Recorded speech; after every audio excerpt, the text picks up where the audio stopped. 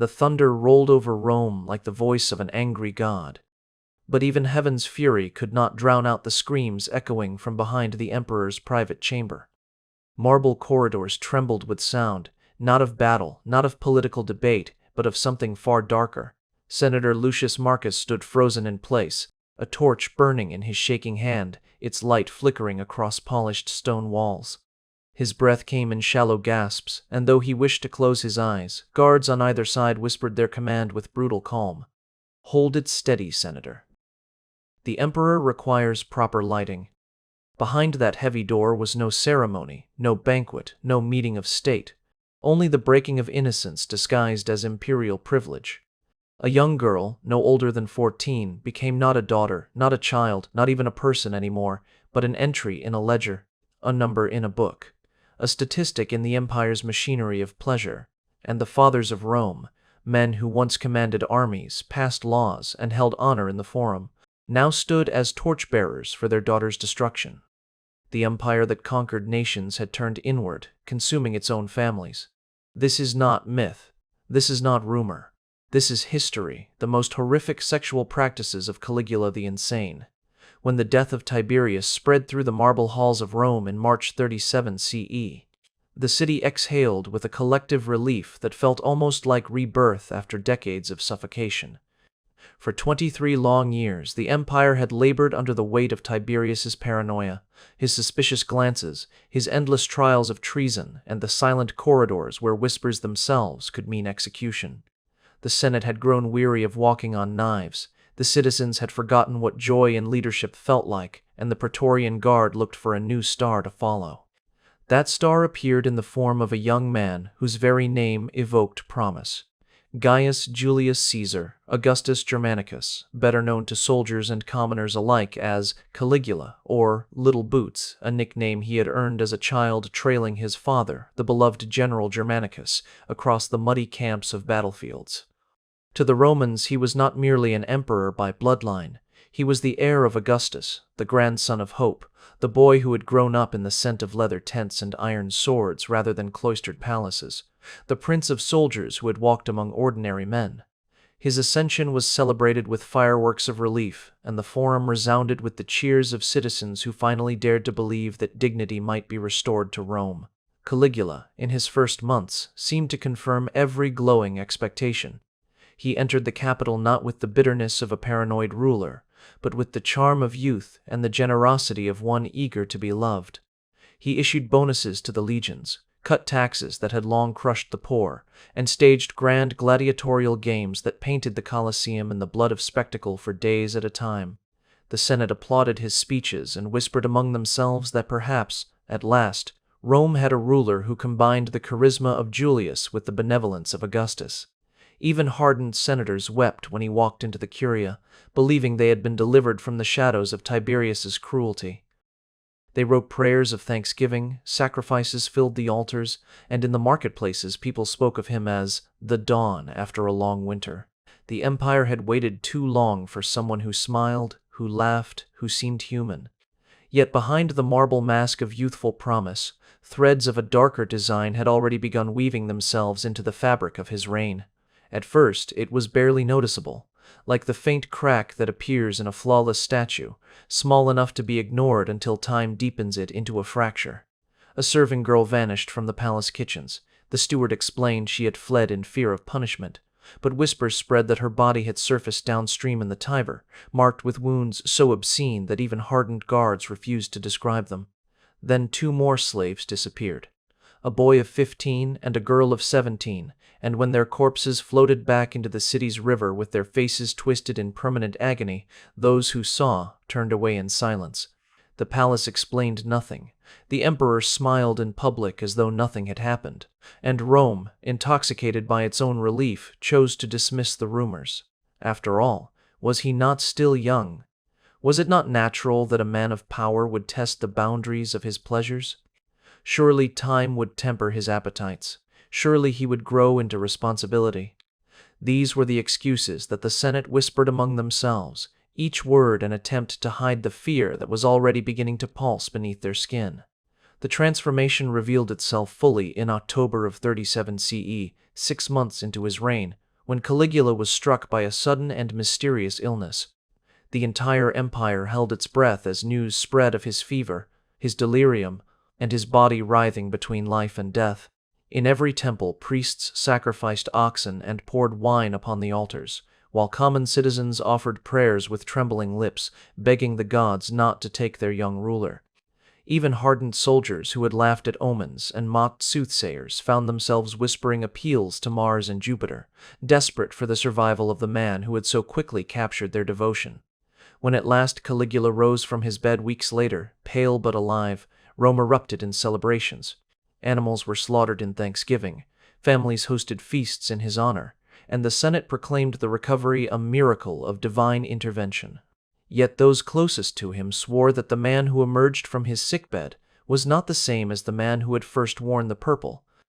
The fever had burned something within him, leaving behind not gratitude, but the cold conviction that he had touched death and returned immortal. From that day onward he no longer saw himself as mortal flesh bound by law and morality, but as a living god for whom the boundaries of human decency no longer applied. At first, his new appetites hid behind the glamour of palace banquets.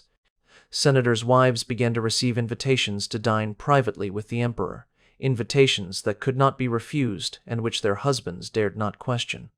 Young boys from noble families found themselves granted the honor of serving in the palace, only to discover that honor meant rouge on their cheeks and silk draped across their bodies, transforming them into ornaments of humiliation. Still, the city looked away, murmuring that he was merely youthful, that indulgence would fade with maturity. But indulgence did not fade. It hardened into ritual. He began replacing the palace guard, not with men of honor, but with those who were chosen for cruelty, soldiers whose loyalty was secured by shared participation in depravity rather than the oath of military duty.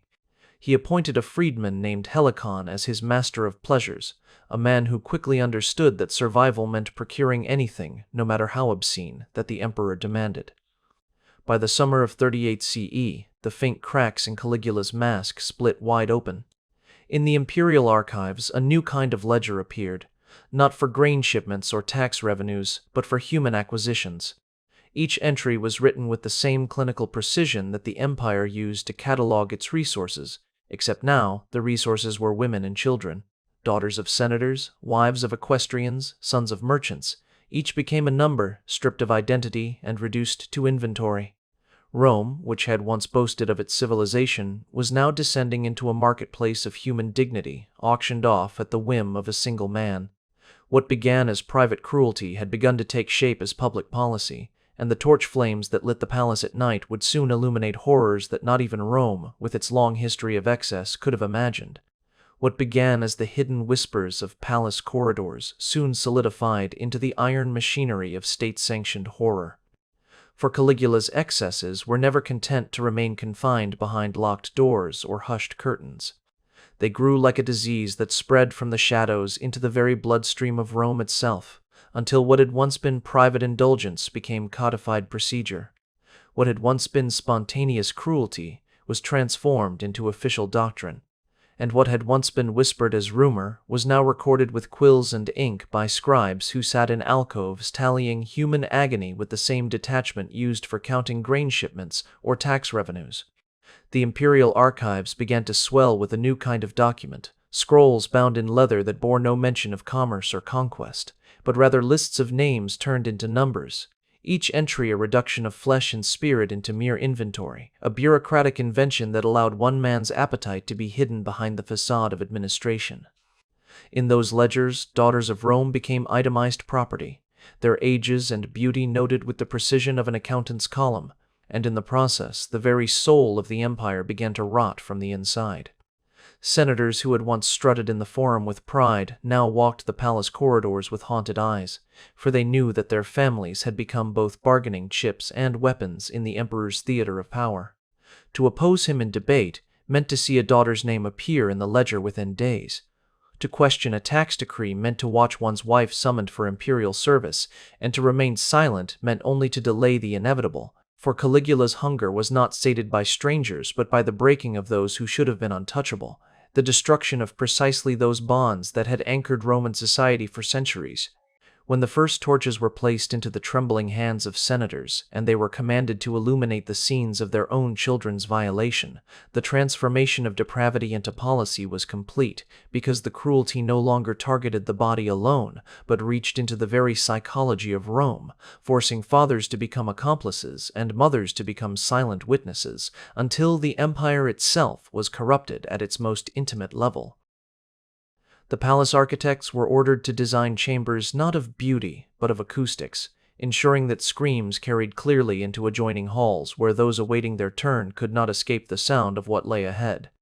Torch holders were mounted at precise heights, calculated so that the men forced to bear them could see without obstruction, for the emperor insisted that witnesses were as important as victims, that degradation had no value unless it was observed, documented, and shared. The guards drilled their duties with military precision, instructing senators where to stand, how high to hold their flames, how long to remain motionless, warning that a falter of the arm or a whispered protest would result in another daughter's name entered into the ledger as punishment. And so the most powerful men of Rome, whose ancestors had marched in triumphs and dictated the laws of nations, found themselves reduced to trembling torchbearers, their once commanding voices silenced into shallow breaths, their honor traded for survival. It was in this way that the Roman Empire ceased to be merely an empire of conquest and became an empire of internalized terror, because when the highest families were reduced to silence and compliance, what hope could there be for merchants or peasants or slaves? The city whispered of disappearances, of noblewomen who entered the palace never to be seen again, of sons from proud households who returned painted and perfumed, their identities erased, their childhood sacrificed on the altar of imperial desire. Each story spread through the taverns and marketplaces like wildfire, but no one dared to confront it, because everyone understood that even speaking the truth aloud could draw attention, and attention meant inclusion in the ledger, and inclusion meant annihilation of dignity. The genius of Caligula's policy lay not only in the physical destruction of bodies, but in the psychological destruction of an entire society's willingness to resist, for by making the most powerful men complicit in their own family's suffering, he transformed them from rivals into captives, bound by the chains of their own shame and silence. The ledgers themselves, some fragments of which have survived in archaeological discoveries, reveal the clinical nature of this horror. They speak of acquisition dates, of compliance ratings, of classifications that sound like the vocabulary of trade rather than the record of human torment. Victims were described in terms of utility, their worth assigned according to beauty, age, or political significance, and the language itself stripped them of humanity, reducing them to columns and categories. Item 247, one entry reads, Female, senatorial class, restricted assignment. Behind that phrase lies a life shattered, a family broken, a father forced to stand and illuminate the unspeakable. But within the cold precision of those lines lies the true nature of Caligula's innovation. He had turned atrocity into administration, evil into efficiency, cruelty into a system that could be managed, scaled, and preserved. By the early months of 39 CE, the transformation was undeniable. What had begun as whispers in the night had evolved into a fully functioning institution of horror. The guards were trained, the architects had built, the scribes documented with tireless detachment, and the senators, the very men who had once sworn to defend the dignity of Rome, now shuffled through corridors holding torches that lit not only their daughters' torment, but the collapse of their civilization's soul. Private depravity had become public policy, and the empire had crossed a threshold from which there could be no return. Among all the degradations that Caligula unleashed upon Rome, nothing struck deeper at the marrow of society than his deliberate violation of the sacred bonds of family. Because while his early appetites had consumed the wives of senators and the daughters of merchants, his true obsession turned inward toward his own blood, toward the very sisters who had once walked beside him as companions in childhood, toward Drusilla, Julia Livilla, and Agrippina the Younger. Women who carried the lineage of Augustus in their veins and who, by virtue of their noble birth, should have represented the untouchable heart of Rome's dignity. To defile strangers was tyranny, but to defile one's own sisters in the full gaze of the Senate was something darker still, a spectacle designed not merely to gratify lust, but to announce to the entire empire that nothing was beyond the emperor's reach. not even the inviolable sanctity of Roman family life.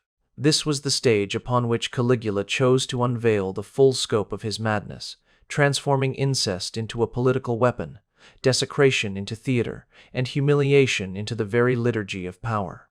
The moment of revelation came not in whispers behind locked doors, but in the blazing light of a public banquet attended by 300 senators, priests, and ambassadors from foreign kingdoms. The dining hall shimmered with golden lamps, musicians plucked strings to drown out the unease of the guests, and senators forced smiles upon their lips as platters of delicacies were carried past them, but the atmosphere collapsed into a suffocating silence when Caligula, reclining at the head of the table, reached for the hand of his sister Drusilla and drew her toward him in a gesture that shattered every law of Rome, every taboo of civilization, every boundary that centuries of custom had carved into stone. The room froze. Men stared into their cups, women gripped their goblets until their knuckles whitened, and the air seemed to vibrate with the knowledge that what was unfolding before them was not merely scandal but sacrilege.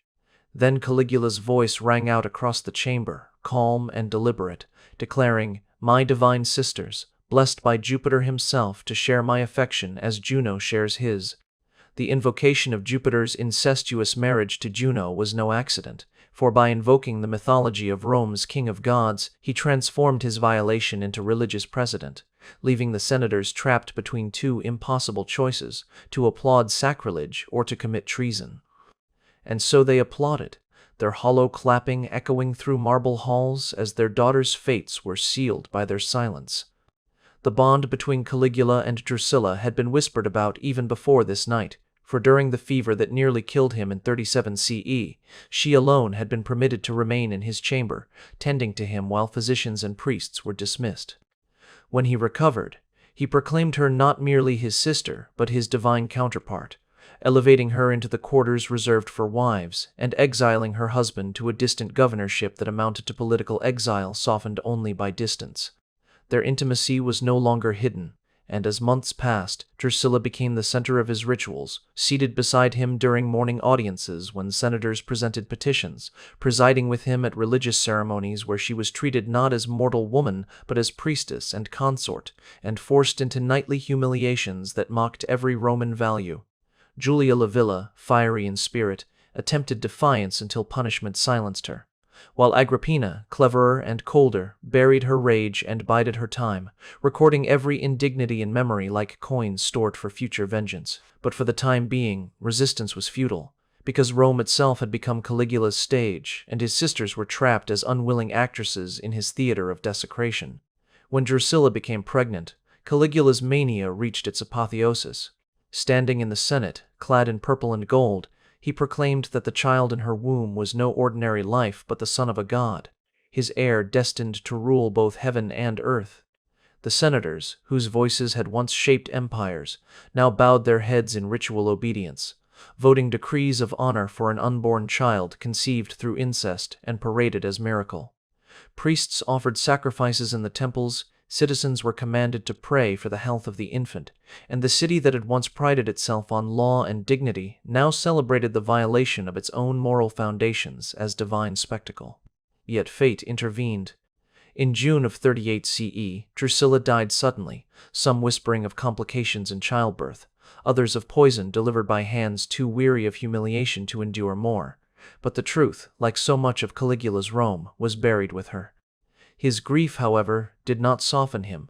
It shattered the last fragile boundary of his humanity. He declared her a goddess, ordering temples to be erected in her honor, commanding oaths to be sworn by her divinity, and demanding that the Roman people worship the woman he had destroyed, enshrining victimhood itself as state religion. For Julia Livilla and Agrippina, Drusilla's death did not end their torment but magnified it, for now they were forced to impersonate her, compelled to wear her garments, to speak her words, to embody her spirit during ceremonies that twisted grief into grotesque parody. To resist meant death, to comply meant surrendering to degradation so profound that it hollowed the soul.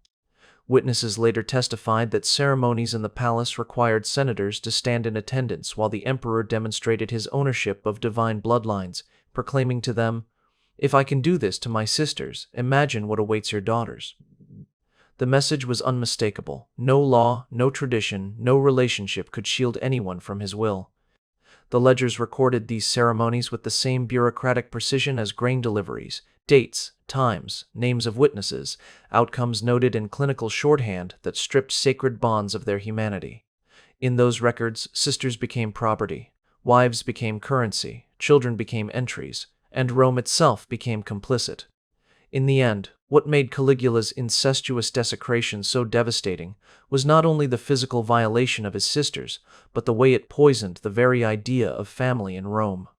The household had always been the cornerstone of Roman society, the bond between paterfamilias and kin, the foundation of law and order, but by transforming his sisters into consorts and his daughter into a goddess, Caligula shattered that cornerstone, proving that in the empire of the insane, even the most sacred ties could be torn apart and remade into instruments of power.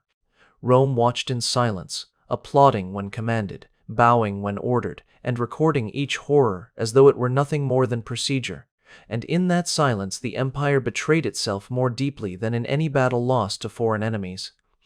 For in Caligula's Rome, incest was not merely private depravity, it was public policy, it was ritualized humiliation, it was the declaration that nothing, not even the sacred blood of family, could stand against the hunger of one man who had convinced himself he was a god. The greatest innovation of Caligula's depravity was not that he indulged in lusts forbidden to other men, nor even that he shattered the sanctity of family bonds, but that he cloaked his appetites in the garments of administration, and turned personal vice into an institutional machine, transforming Rome's palace into a bureaucracy of evil, where scribes, physicians, priests, and senators alike became functionaries of a system designed not merely to gratify, but to perpetuate degradation. In the east wing of the imperial palace, beneath ceilings painted with scenes of goddesses and nymphs, he established what the inscriptions called the Temple of Divine Service, a name that mocked the very concept of religion, for within its perfumed chambers the wives and daughters of senators were processed not as worshippers but as offerings, their humiliation disguised as ritual, their exploitation masked by incense and marble statues whose faces had been recarved to resemble the very women enslaved within. To the casual visitor, it appeared a sanctuary of piety, with altars smoking, eunuchs dressed as attendants, and sacred hymns echoing through gilded corridors. Yet behind the curtain of sanctity, the machinery of organized abuse operated with the efficiency of a treasury office. Every act documented, every body accounted for, every indignity preserved in duplicate records stored within the archives. The genius, if such a word can be applied to such monstrosity, of this system lay in its ability to implicate all of Rome's elite, because those who sought imperial favor were given ivory tokens, inscribed with times and chamber numbers, requiring their presence at ceremonies where their wives' dignity was traded for political protection, where their daughters' purity was bartered for contracts and commissions, and where silence became the price of survival. Each appointment was written into ledgers as if it were a Senate roll call, with notes about performance, enthusiasm, and revenue generated, and these documents ensured that no senator could later stand in opposition without fear of exposure, because the archives contained the proof of their complicity, signed in ink and sealed in wax, a permanent record of corruption that served as the emperor's ultimate insurance. It was not merely bodies he consumed, but reputations, for once a man had stood by while his wife or child was processed in the temple, he could never again lift his voice in moral protest, and so the very guardians of Roman law became captives within a web of their own silence, blackmailed into compliance by the evidence of their own shame. Even this institutionalized exploitation did not satisfy Caligula's hunger, for his imagination sought not only to consume the present but to guarantee the future supply of victims, and thus was born the breeding program, a horror that reduced human reproduction to industrial process.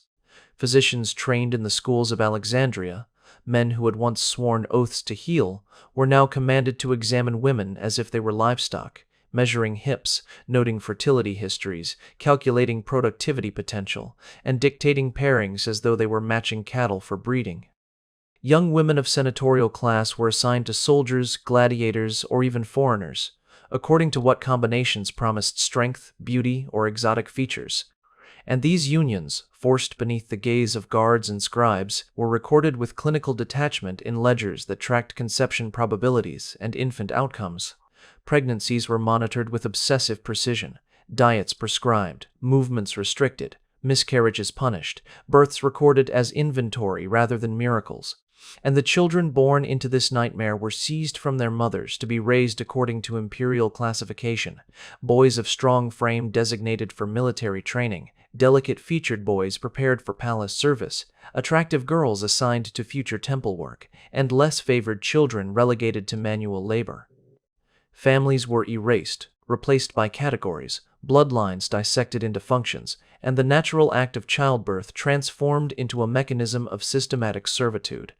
Yet perhaps the most grotesque of these bureaucratic perversions was the transformation inflicted upon noble boys, the heirs of Rome's proudest families, who were seized not for the battlefield, but for feminization, trained to serve as painted ornaments in Caligula's palace. Within the north wing, chambers lined with mirrors forced these children to witness their own metamorphosis as attendants bathed them in scented oils, plucked away their boyhood, and dressed them in silks that mocked their lost identities.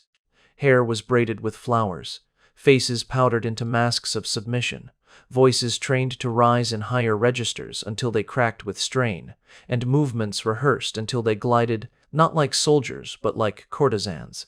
Their former names, Marcus, Lucius, Gaius, were erased from the rolls and replaced with Flora, Lily, or Rose, floral mockeries meant to sever them from their lineage.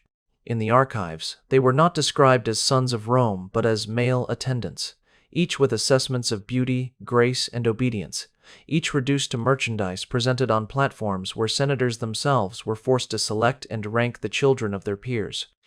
To resist was to face public punishment.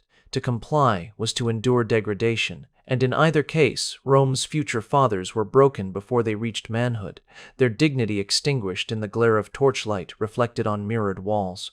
The ledgers of this era, fragments of which have survived, revealed the chilling precision of a society that had surrendered its conscience to procedure.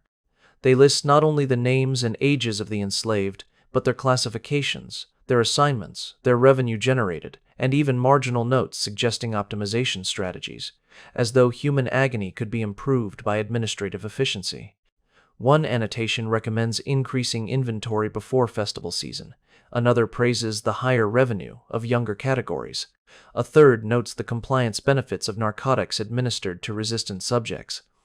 Such language exposes the true horror of Caligula's system, not simply that evil was committed, but that it was committed with the cold rationality of a bookkeeper, as though suffering itself were an economic resource to be maximized. By the end of 39 CE, the palace no longer resembled the seat of an empire, but a vast factory of exploitation, with departments for procurement, processing, classification, breeding, and training, each operating with the precision of military logistics. The guards ensured acquisition, the physicians ensured functionality, the scribes ensured documentation, and the senators ensured silence. Private depravity had evolved into public institution, and the family, the sacred cornerstone of Roman life, had been dissolved into categories of utility, revenue, and compliance. In Caligula's Rome, nothing was sacred, not birth, not lineage, not childhood, not even the sanctity of gender, for everything could be rewritten, reassigned, and reduced to ink on parchment. And while the people of Rome still dined, traded, and worshipped in temples, the true empire was being recorded in ledgers that transformed flesh into figures and suffering into statistics. A chilling bureaucracy that ensured evil did not merely happen but endured. If there was any single ritual that epitomized the collapse of Rome's dignity under Caligula, it was the invention of the torchbearer's duty, a practice so cruel in its conception and so devastating in its execution that it turned protectors into accomplices and fathers into unwilling participants in their daughters' annihilation. To hold the torch outside the emperor's chamber was not merely to provide light, it was to illuminate the most intimate horror while standing motionless, forbidden to intervene, forbidden even to look away, condemned to serve as the silent witness to a crime that shattered both protector and protected in one unbearable stroke. Summons would arrive at dawn, bearing the seal of the imperial office, instructing the senator or magistrate to appear at the palace with his eldest unmarried daughter and to prepare himself for illumination duty. The language was bureaucratic, the style detached, yet behind those lines lay the certainty of ruin. Refusal meant not only death for the father but annihilation of the entire family line, brothers executed, wives enslaved, children scattered among soldiers. and thus compliance was not a choice but a sentence, a ritual designed to remind every man of power that survival meant complicity. The corridor where these fathers waited stretched like a tomb, 50 feet of marble lined with iron sconces where torchbearers stood in precise intervals, each placed at a measured distance so that when the chamber doors opened, their flames would fall exactly upon the bodies of the victims inside. The architecture itself was a weapon, for the builders had been instructed to design sight lines so clear that no father could escape the vision of his own child's destruction. Guards patrolled the corridor, reminding men to keep their arms steady, warning that faltering would bring harsher punishment. Some fathers recited verses of Virgil under their breath to distance their minds. Others calculated mathematical problems to escape into abstraction, yet nothing could silence the sounds that carried through the oak doors, the muffled cries, the breaking voices, the whispered mockery of the emperor. And so these men, whose ancestors had once commanded legions, now stood like statues holding torches that burned brighter than the honor they had already lost, reduced to shadows of themselves as their daughters disappeared into rooms from which they would emerge broken and forever altered. Graffiti scrawled on the waiting walls by trembling hands testified to the agony that filled those corridors. "We are the damned who breathe, the dead who walk," one senator wrote, his message carved into stone where it remained for centuries. Another scratched the words, "May the gods forgive what emperors compel." These fragments, found by archaeologists in later ages, reveal not resistance but despair, the desperate need of men to leave behind proof that they had been forced into complicity, that their silence was not voluntary, that their torches had illuminated nightmares they could not prevent.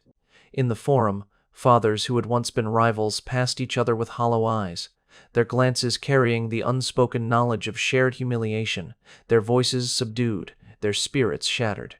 Some drank themselves to death, others took their own lives with swords once carried in triumph, but most endured, continuing to walk the marble halls of Rome as if still alive, though in truth their souls had been extinguished in the corridor of torches. The system's cruelty did not end when the chamber doors closed. Daughters who emerged after hours of torment could no longer meet their father's gaze, not out of blame but out of unbearable memory. Families fractured, bonds dissolved, and silence became the only language they shared. A father who had once been the shield of his household became the symbol of its destruction, not because he had chosen betrayal but because survival demanded it, and this poisoned every home in Rome with an invisible rot. Mothers clutched their younger children, terrified that they might be next, while sons looked at their fathers with suspicion, knowing that the man who had held the torch might one day hold it again. In this way, Caligula's policy extended beyond the palace into every Roman household, because the mere existence of the torch system turned love itself into a weapon, twisting the most sacred bond of all into the most corrosive form of control. Even after his assassination on January 24, 41 CE, when Praetorian blades cut him down behind the curtains of a theater, the wounds he left did not heal, because killing the man could not erase the systems he had created, the ledgers that preserved every entry, the torch holders that remained fixed into palace walls, silent bronze monuments to families destroyed and daughters reduced to numbers. Archaeologists in later centuries uncovered these very sconces, positioned with mathematical precision, their presence confirming the testimonies of ancient writers and exposing the bureaucratic face of horror. They found fragments of ledgers where names had been reduced to categories, where the daughter of a senator was transformed into item 247, where the life of a child became a statistic of imperial appetite. They found scratched notes in stone cells where boys once trained to become feminine attendants, testimonies of despair that no fire could erase. The ruins spoke not of glory, but of shame, not of triumphs, but of torches that once lit the corridors of Rome's moral collapse. Caligula's true legacy was not only his madness, nor even his death, but the lesson of how power unchecked, when fused with administrative precision, can transform human beings into instruments, into numbers, into entries in books that outlive their bodies. Rome never fully recovered from the stain, for the trauma carried forward into generations, echoing in daughters who flinched at thunder because it reminded them of the stormy night when screams blended with lightning, in sons who grew into men unable to lead because their fathers had been broken into torchbearers, in families who whispered of past dishonor but never spoke aloud, because the memory itself had become too heavy to endure. This was the empire's true wound, Not merely political instability, not merely assassination, but the invisible scars carved into the soul of its people. And so when we speak today of the most horrific sexual practices of Caligula the Insane, we are not recounting mere rumors of decadence or titillating anecdotes of excess. We are staring into the abyss of a system that transformed family into theater, dignity into spectacle, and survival into complicity. The ruins of his palace still stand, the torch holders still fixed in marble, the echoes of screams still carried by imagination on storm-filled nights, and perhaps, in those empty corridors, the lesson still lingers. That when evil adopts the mask of procedure and when power finds its satisfaction in systematic destruction, the result is not just the collapse of an emperor, but the collapse of humanity itself. If this story has unsettled you, if it has revealed how fragile civilization becomes when morality is surrendered to madness, then remember that history does not fade, it warns. And if you wish to explore more of history's darkest truths, like this video, share it with those who dare to confront the past, and subscribe to this channel for more journeys into the shadows where power and horror intertwine.